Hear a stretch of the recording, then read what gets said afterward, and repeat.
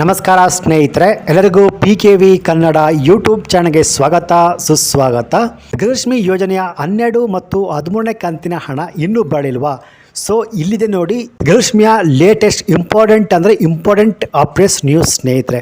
ಹೌದು, ಗೃಹಲಕ್ಷ್ಮಿ ಯೋಜನೆಯ 12ನೇ ಕಂತಿನ 2,000 ರೂಪಾಯಿ ಹಾಗೆಯೇ 13ನೇ ಕಂತಿನ 2,000 ರೂಪಾಯಿ ಹಣ ಇನ್ನೂ ಬರಲಿಲ್ಲ ಅಂತ ರಾಜ್ಯದ ಅನೇಕ ಮಹಿಳೆಯರು ವೇಟ್ ಮಾಡ್ತಾನೆ ಇದ್ದೀರಾ. ಹಾಗೆಯೇ ತುಂಬ ಕಮೆಂಟ್ಗಳು ಕೂಡ ಬರ್ತಿವೆ.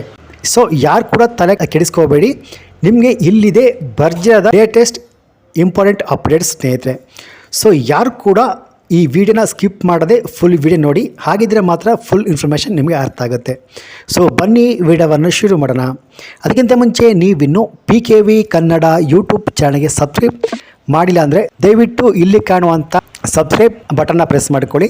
ಹಾಗೆಯೇ ಪಕ್ಕದಲ್ಲಿ ಬರುವಂಥ ಬೆಲ್ ಬಟನ್ನ ಒತ್ತಿ. ಸೊ ನಾನು ಯಾವುದೇ ವಿಡಿಯೋಗಳನ್ನ ಅಪ್ಲೋಡ್ ಮಾಡಿದಾಗ ನೀವು ನೋಡಬಹುದು. ಬನ್ನಿ ವಿಡಿಯೋವನ್ನು ಶುರು ಮಾಡೋಣ. ಸ್ನೇಹಿತರೆ, ಎಲ್ಲರೂ ವಿಡಿಯೋವನ್ನು ನೋಡ್ತಿದ್ದೀರಾ, ಆದರೆ ಸಬ್ಸ್ಕ್ರೈಬ್ ಮಾಡ್ತಿಲ್ಲ. ದಯವಿಟ್ಟು ಸಬ್ಸ್ಕ್ರೈಬ್ ಮಾಡ್ಕೊಳ್ಳಿ. ಹಾಗೆ ಈ ವಿಡಿಯೋಗೊಂದು ಲೈಕ್ ಕೊಡಿ. ಯಾಕೆಂದರೆ ನೀವು ಕೊಡುವ ಒಂದೇ ಒಂದು ಲೈಕ್ ಮತ್ತು ಸಬ್ಸ್ಕ್ರೈಬಿಂದ ನಿಮಗೆ ಇದೇ ರೀತಿಯಾಗಿ ಉಪಯುಕ್ತ ಮಾಹಿತಿಗಳು ಕಂಟಿನ್ಯೂ ಆಗಿ ಸಿಗುತ್ತೆ. ಹೌದು ಸ್ನೇಹಿತರೆ, ರಾಜ್ಯದ ಮಹಿಳೆಯರಿಗೆ ಜೂನ್ ತಿಂಗಳ 11ನೇ ಕಂತಿನ ಹಣ ಮಾತ್ರ ಬಂದಿರೋದು. ಇನ್ನು ಬಾಕಿ ಉಳಿದ ಜುಲೈ ಹಾಗೂ ಆಗಸ್ಟ್ ತಿಂಗಳ 12 ಮತ್ತು 13ನೇ ಕಂತಿನ ಹಣ 4,000 ರೂಪಾಯಿ ಹಣ ಬರಲು ಬಾಕಿ ಇದೆ. ಸೊ ಈ ಹಣ ಏನಕ್ಕೆ ಬಂದಿಲ್ಲ, ಯಾವಾಗ ಬರುತ್ತೆ ಅಂತ ವೇಟ್ ಮಾಡ್ತಿದ್ದೀರಾ? ಸೊ ಇಲ್ಲಿದೆ ಭರ್ಜರಿಯಾದ ಗುಡ್ ನ್ಯೂಸ್. ಹೌದು, ಈ ಮಾತನ್ನು ನಾನು ಹೇಳ್ತಿಲ್ಲ, ಖುದ್ದಾಗಿ ಮಹಿಳಾ ಮತ್ತು ಮಕ್ಕಳ ಕಲ್ಯಾಣ ಇಲಾಖೆ ಸಚಿವರಾದ ಲಕ್ಷ್ಮೀ ಹೆಬ್ಬಾಳ್ಕರ್ ಅವರು ಹೇಳಿದ್ದಾರೆ ಸ್ನೇಹಿತರೆ. ಹೌದು, ರಾಜ್ಯ ಸರ್ಕಾರ ಇಷ್ಟೊಂದು ತಡವಾಗಿ ಹಣವನ್ನು ಜಮಾ ಮಾಡ್ತಿರೋದು ಏನಕ್ಕೆ ಅಂತ ಖುದ್ದಾಗಿ ಮಹಿಳಾ ಸಚಿವರು ಹೇಳಿದ್ದಾರೆ. ಅದೇನಂತ ನೀವೇ ಲೈವ್ ಆಗಿ ನೋಡಿ ಸ್ನೇಹಿತರೆ. ಮುಖ್ಯಮಂತ್ರಿಗಳ ಗಮನಕ್ಕೂ ತೆಗೆದುಕೊಂಡು ಬಂದಿದ್ದೀನಿ. ಮುಖ್ಯಮಂತ್ರಿಗೆ ಹೇಳಿದ್ದೀನಿ, ನಾವು ಜೂನ್ವರೆಗೂ ಅಷ್ಟೇ ಹಾಕಿದ್ದೀವಿ. ನಾವು ಹಾಕೋದೇ ಕರೆಕ್ಟಾಗಿ ಹಾಕಬೇಕು. ಹೆಚ್ಚು ಕಡಿಮೆ ತಾಂತ್ರಿಕ ದೋಷದಿಂದ ಅಂತ ಹೇಳಿ ಹೆಚ್ಚು ಕಡಿಮೆ ಆಗುತ್ತೆ.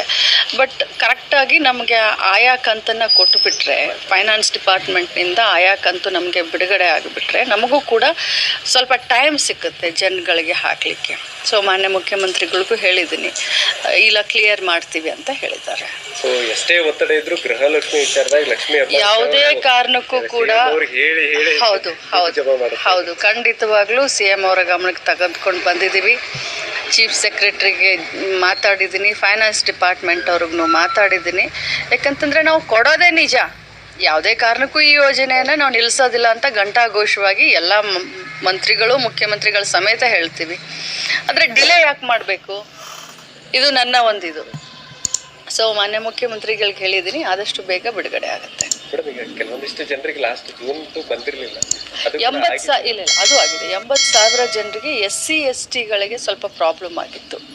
ಆ ಪೋರ್ಟಲನ್ನೇ ಬೇರೆ. ಸೊ ಅದು ಸ್ವಲ್ಪ ಪ್ರಾಬ್ಲಮ್ ಆಗಿತ್ತು, ಅದನ್ನು ರೆಕ್ಟಿಫೈ ಮಾಡಿದ್ದೀವಿ.